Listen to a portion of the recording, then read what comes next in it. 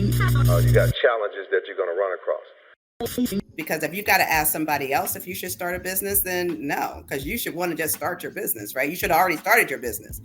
And now your question is, how do I grow my business, right? How do I get value for this business, right? And that's what an entrepreneur is. An entrepreneur isn't going to ask the question or start at that baseline of, well, can I do something? An entrepreneur already knows that they can.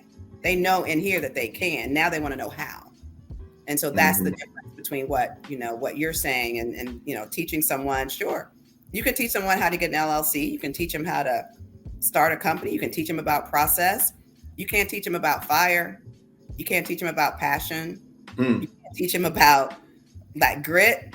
You can't teach them about how to grind, because you're gonna have to grind. You can't teach that. Yeah. We were talking about the other day that Harvard has a class called grit, and I'm trying to figure out, how do you teach grit? You can't teach grit. Well, Harvard says they're teaching grit because Harvard wants to get paid, and you say grit by Harvard. How many people you think are going to sign up? Like, yes, I got you writing that $10,000 for Howard. I mean, come on now. Everybody out here is trying to get paid, right? And Harvard knows they got a market. So grit comes from the grind. Grit comes from you losing it and getting it back. Let's talk a little bit about that. One of the things you said was you went through a lot of challenges as your business started to grow. What would you say, and you don't have to say in detail, but what would be one of the personal challenges that you had to deal with? Did you ever get to a point where you felt like, damn, I don't know if this is going to get to where I wanted to get to. Should I back out of it now? Or did you ever get to a point where you're like, I never got to a point of quitting. I never got to, let me rephrase that. I never got to a point of like, I'm done, I'm walking away, like right now. I got to a point of, I have these contracts right here. I'm going to play those out. And as I play those out, I'm going to just stash more money and then I'm out. So like, those are two different scenarios, because I could have just, at those points, I could have just sold the business for less than the value and been done. Right. But I never did that. I never allowed myself to do that. Not sure why, but I never allowed myself to do that. And I think, this is going to be another big word, but in 2013, so in 2012 was when I fired that other person that I'd hired in to be a BD person, realized that she wasn't doing anything. And I was like, okay, well, we've got, in government, it's called a pipeline. And probably in any business, it's called a pipeline, right? Pipeline, your backlog meaning contracts that you've already booked, that you got that revenue coming. And pipeline stuff that's you're about to be awarded or you've been working on. Those are things that she was, that pipeline stuff. But so I fired her in 2013. We were small then. We were like 3 million. Well, in 2012, we ended at 3 million. And in 2013, I was like, okay, I got enough time because I had enough contracts that we were performing on, and this pipeline, right? So I started calling up all the folks that she had in the pipeline. None of those folks had ever really heard of BMA. None of those folks were about to award us nothing. I was like, okay. But I still had the work that I knew had been won. Like we had won those dollars. Wait a minute. How did they get in the pipeline if they never heard?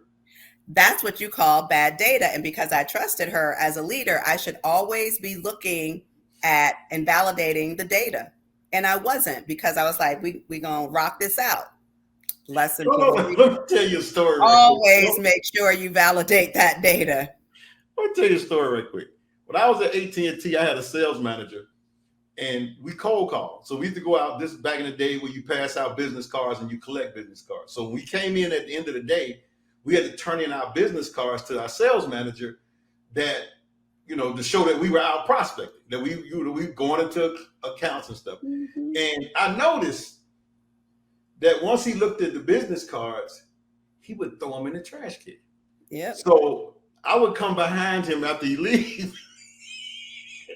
Get the card, bad data. And I would save them for a week later, and I would give them back to him. Bad data. Exactly. That's what you would get, bad data. I was getting bad data. And just like that leader, I should have been validating it. And I wasn't at that time, right? Right. So, but we had those contracts we had booked, but unfortunately the contracts that she had booked were subcontracts, meaning there was a company that had the contract with the government and we had a subcontract with that company to help them perform.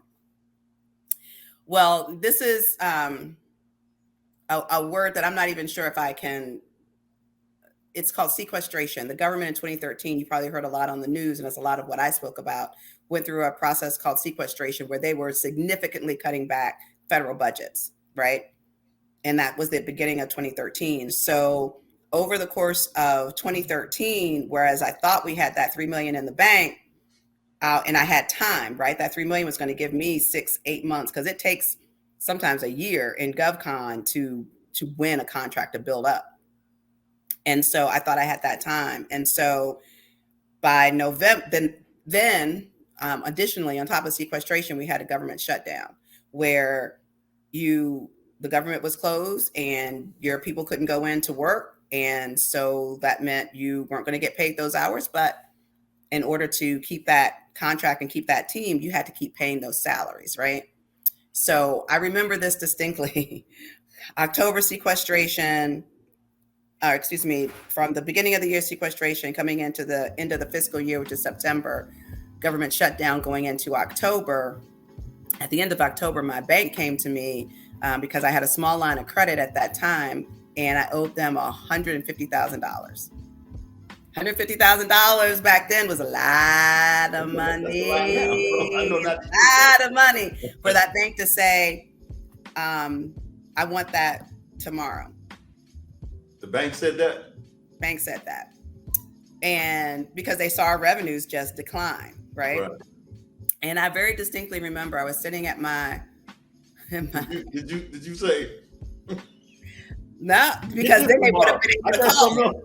They would have called it and we would not be here today having this discussion. I sat at my mom's birthday dinner. My mom's birthday is 11/13. So it was 11/13/13. And she wanted to go to Denny's, bless her heart. I don't know what them pancakes got in them, but they got my mama. And I was sitting there with the ugly cry, like,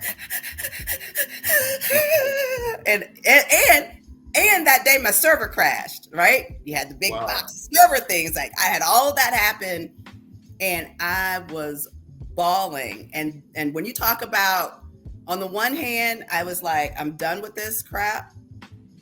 On the other hand, I was like, yeah, but I still got to pay the bank. Make sure that you like and subscribe and hit the all button and all that kind of stuff, because we're going to have a lot of good interviews on this podcast.